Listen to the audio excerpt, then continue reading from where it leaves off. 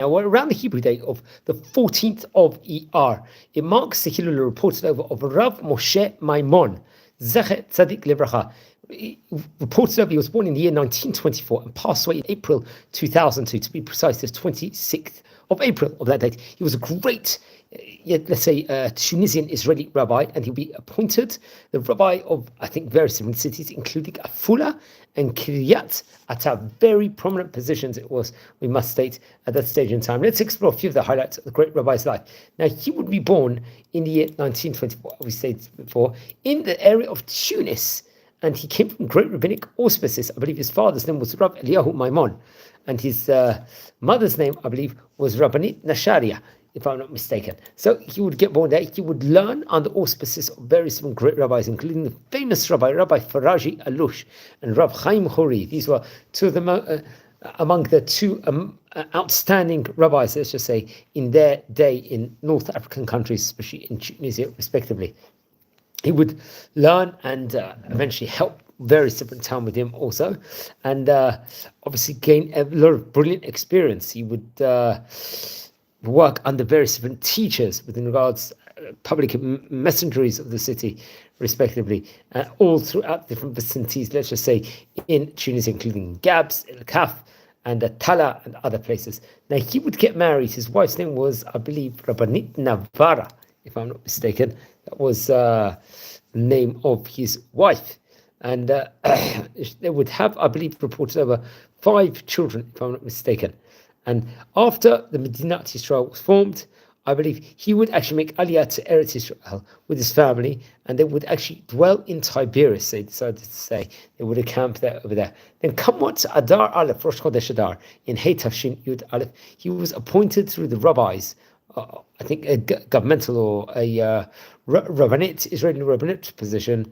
I think at that point in time, it was the famous Rabbi Ben-Zion Meir Chai Uziel and Rabbi Yitzchak Isaac Levi Herzog, to become the Rav of the Moshav of the Beit Shekama, Samuch Ashkelon, so a place that was very, very near, let's just say, or is very near Ashkelon, respectively. And I think in that year, he would be appointed in the year around 1958, Rabbi of Cafula. And I think he would work there for 7 years. So maybe that was in the year 1951, he would actually get that position. Come on, 1958, he will be appointed to become the rabbi of the, let's say, Sephardi community in Kfar Atta. Once again, he's traveling around the country, he's taking on a lot of responsibility and moving from job to job over there. And Kiryat Atta, I think, is the place that we spoke about before. I think he will actually help found a yeshiva over there to inside that vicinity. Remember, those huge advantages, especially if a yeshiva had not been formed at that point in time, where it really inject the people inside that city.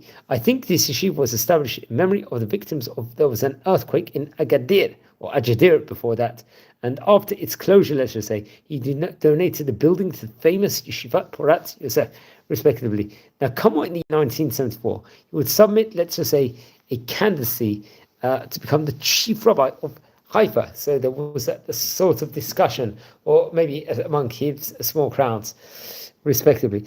But I think after Rav Yosef Meshash had passed away, he would withdraw his candidacy, because I think there was a large election campaign at that point in time, very well documented one, which I recommend everyone to look into. He would become the chairman of the board of the Association of Sephardic Rabbis in Israel, and the head of, I think, the Vav Sfati Shinim, if I'm not mistaken. This is another very important organization. He will take on that position. Very interesting enough. Yeah, so that is not necessarily a place I've heard of before, but it was, so just to clarify, it was Dovtei, Siftei, Shinim. And I think he would have a book printed with regards to great rabbis of Tunisia, respectively. We're looking around that circumference, and the many great rabbis were related over already inside the series. Now, he passed away in Yud Daled Iyar, reported of in 2002. Now, I think his son would also become a great rabbi, Rab Elio Gad Maimon, who would, I believe, take his place over as a rabbi of Kiryat Atta, and his son, Harab Yoram Maimon, would author the Torah class work on his Zchut of the Matanat Moshe.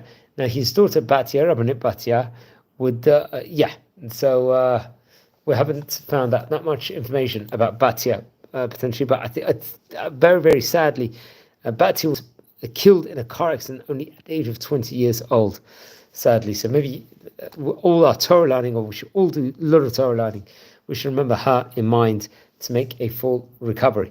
Now, among his books, let's explore it, including the Birkat Eliyahu, which is Perushim and Drushim, expoundations. Then the Halacha, which was a shut, Shelot and Shuvot, once again, very important book for some people. Then there was a Levtov, which was on the book of Chinuch, education, inside schools. The Torat Ami, which was on, let's just say, speaking and learning. We are about Aveilut, various different Hespedim, respectively, on those specific matters. The Torat Ami will do. So yeah, it's his Hilula over here, reported over on the 14th of ER. Then we get to light candles in his memory. Now, if you happen to be descended from any of the great Chachamim we are speaking about, please don't hesitate. Send me an email. I would love to hear more. If you haven't subscribed yet, please subscribe to the channel. We're nearly on 6,500 members. And if you feel anyone is interested in watching any of these videos, share the videos to those people respectively. So wishing you well. Thank you very much and have a great night.